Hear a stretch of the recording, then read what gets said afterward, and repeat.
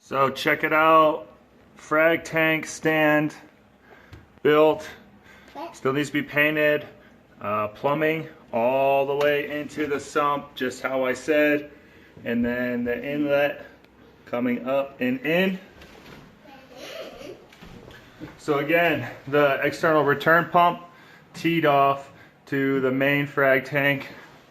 A bunch of unions everywhere, so just in case there's a problem, you can take this apart and quickly disconnect everything, allowing you easier access to the piping to, you know, maybe solve a problem or, you know, maintenance, stuff like that.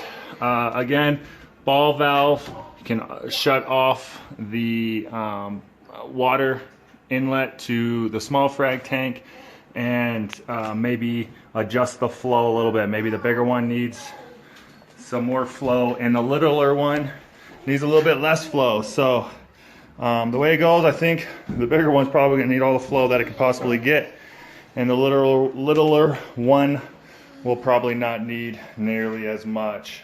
Still a couple things, still need to get the crate for the big one. Still, you probably just do a small water test on these two uni seals and start scrubbing some more of this stuff down. Again, like I said, you know, some of that old salt and stuff might be beneficial and help the cycle along. Get the rock, still need to section off the sump. That's the emergency drain, as I was talking about. Plumbed it all the way down into the same section, so all three are draining with the protein skimmer. So this is, you know, part of part 4. You know, I'll write about 10 gallons of water each section that has the uni seal. Let this set overnight or so and see how it does. You know, if there's no leaking tomorrow, maybe put another 10 gallons or so in there. Obviously, the more water that's in there, the more water pressure will create, you know, maybe some leaks or something like that. So better to be safe than sorry and add stuff slowly and, you know, see how it goes. Stay tuned. Next video, maybe this thing will be up and running, adding some rock and salt water. All right, here it is, freshwater test. Go ahead.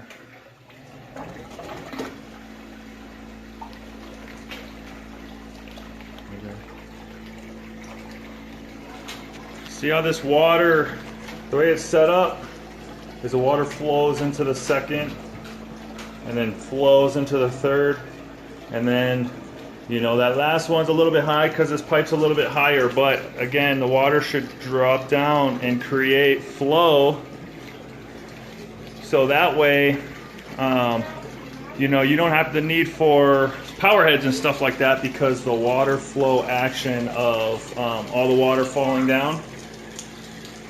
But it seems to be working really well. Pump is relatively quiet. Always can put a piece of rubber underneath it just in case, you know, vibrations and stuff like that.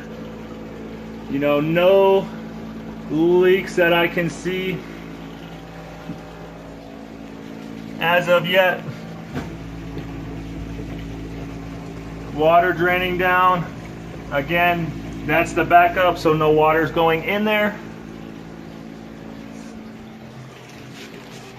And it seems to be working perfectly. This, obviously, I will have some flex hose maybe pointing in different directions, so it's not just one constant, you know, blast of water coming at this wall right here. But it seems to be working exactly how it's supposed to be working. Both frag tanks up and running. As I showed you earlier, I plumbed both of them to run to the same sump. Seems to be working perfectly. Till the next video, bye.